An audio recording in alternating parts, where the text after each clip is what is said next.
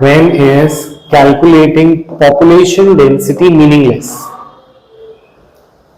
Calculating population density meaningless. Population density को calculate करना कब मीनिंगलेस हो जाता है? ठीक है, तो एक एग्जाम्पल सोचो.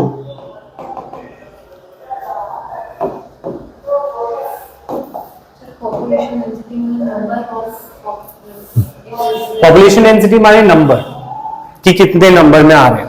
ठीक है. अच्छा, सपोज मैं तुम्हें बोलूं कि एक ऑर्गेनिज्म है, ठीक है, जिसकी पॉपुलेशन डेंसिटी 1 है, और एक ऑर्गेनिज्म है जिसकी पॉपुलेशन डेंसिटी 200 है. वो दोनों एक ही एरिया में रहते हैं, तो वो एक ही एरिया में रहते हैं. तो तुम्हें क्या लगता है कि कौन सा ज्यादा इंपॉर्टेंट रहेगा उस एरिया के लिए, उस इकोसिस्टम के लिए? उस 200 वाला. ठीक है, 200 जो ज्यादा है वो उस इकोसिस्टम पे ज्यादा इंपैक्ट डालेगा. ठीक है, और जो एक है वो उस पर कम इंपैक्ट डालेगा. तो उस इकोसिस्टम में किसका रोल ज्यादा हो रहा है? 200 वाले का. पर अगर मैं तुम्हें बोलूं कि वो जो एक है वो एक बहुत बड़ा बैनियन ट्री है, और जो 200 की मैं बात कर रहा था वो छोटी छोटी वीड्स हैं जो नीचे ग्रो कर रही थी. अब मुझे बताओ, क्या तुम्हारा ये सोचना पॉपुलेशन डेंसिटी पे सही था? नहीं, क्योंकि एक बैनियन ट्री या कोई भी ट्री मान लो, ट्री क्या देगा? फ्रूट्स देगा. क्या देगा? वो नेस्ट बनाने के लिए जगह देगा. वो ऑर्गेनिजम्स को शेड देगा, जो कि बहुत जरूरी होगा जब बहुत गर्मी होगी. ठीक है, वो बहुतों के लिए एक बरो करेंगे या कुछ इसके अंदर नेस्ट बनाएंगे, कुछ उसके रूट्स में जाएंगे. तो अब किसका रोल ज्यादा है? किसका रोल ज्यादा है, 1 वाले का या 200 वाले का?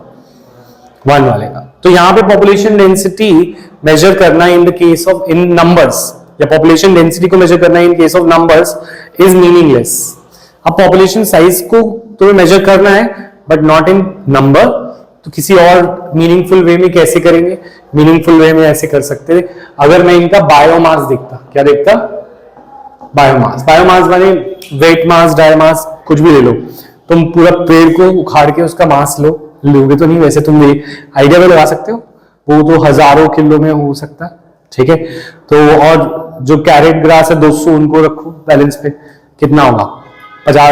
500 ग्राम, ज्यादा से ज्यादा 500 भी नहीं होगा. ठीक है, तो पॉइंट इज दिस, अगर हम मास में करते तो हमारे को चीज सामने ही दिख जाती. इसका मास 10,000 किलो और इसका ज्यादा से ज्यादा 50 ग्राम ले लो, ग्रास ही तो है. तो अगर मैं बायोमास में देखता तो ज्यादा अच्छा था, या पॉपुलेशन डेंसिटी को मैं नंबर में देखता तो अच्छा था? बायोमास में. तो इस केस में जो पॉपुलेशन डेंसिटी को मेजर करना है, इज इट ओके और is it meaningless? Meaningless. Number को मेजर करना इज मीनिंगलेस. तो ये एग्जाम्पल बनाओ, फिर मैं इसको लिखवाता हूं. ऐसे ही बनाना है, सब कुछ लिखना है.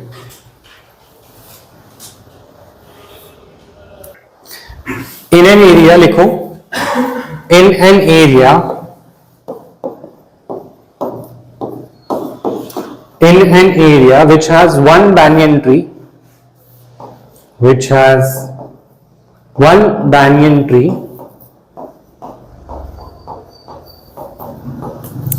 and 200 carrot grass, इसका नाम दे रखा है पार्थेनियम. कैरेट ग्रास का पूरा नाम, ये चैप्टर 1 में भी था, पार्थेनियम कॉजेज पॉलन एलर्जी, पर वहां पे इसका फुल नेम नहीं था. हिस्टेरो क्या है? फोरस. ठीक है, hysterophorus.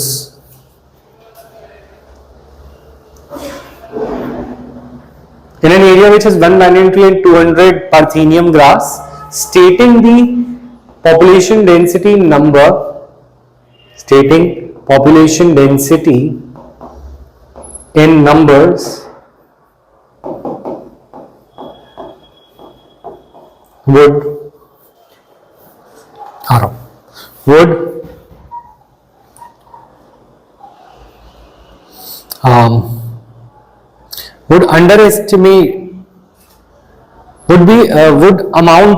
amount to amount to underestimating the role of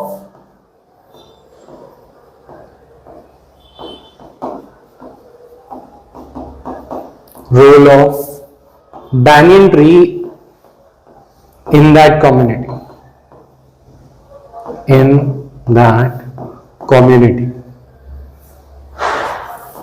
हम क्या कह रहे हैं, अगर हम बात करें कि इनके नंबर्स को देखें तो नंबर्स से हमें banyan tree का रोल कम लगेगा.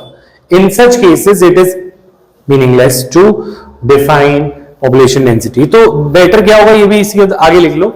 इन सच केसेस बायोमास और percent cover, in such cases using biomass और percent cover would be more meaningful. तो या तो तुम ये देख लेते कि किसका बायोमास ज्यादा है, या फिर तुम ये देख लेते किसका परसेंट कवर ज्यादा है. परसेंट कवर इज लाइक कि एक ग्रास कितनी जगह ले रही है, 1 सेंटीमीटर स्क्वायर भी नहीं ले रही होगी, ठीक है. और एक ट्री कितना ले रहा है, 10,000 सेंटीमीटर स्क्वायर. उल्टा हो गया ये, ट्री ये था ना. तो 1000 सेंटीमीटर स्क्वायर ले रहा है एक ट्री, और वो 1 सेंटीमीटर स्क्वायर से भी कम. तो परसेंट कवर भी चल सकता था, उससे भी थोड़ा आइडिया लगता है. एक ग्रास और एक ट्री कितना ले रहा है, इन मल्टीप्लाइड बाय तुम 200 भी करोगे, क्योंकि सारे के सारे वो देखोगे तो 200 सेंटीमीटर स्क्वायर और वो 1000 सेंटीमीटर स्क्वायर, तब भी हमें आइडिया लग जाता. क्लियर ये पॉइंट. तो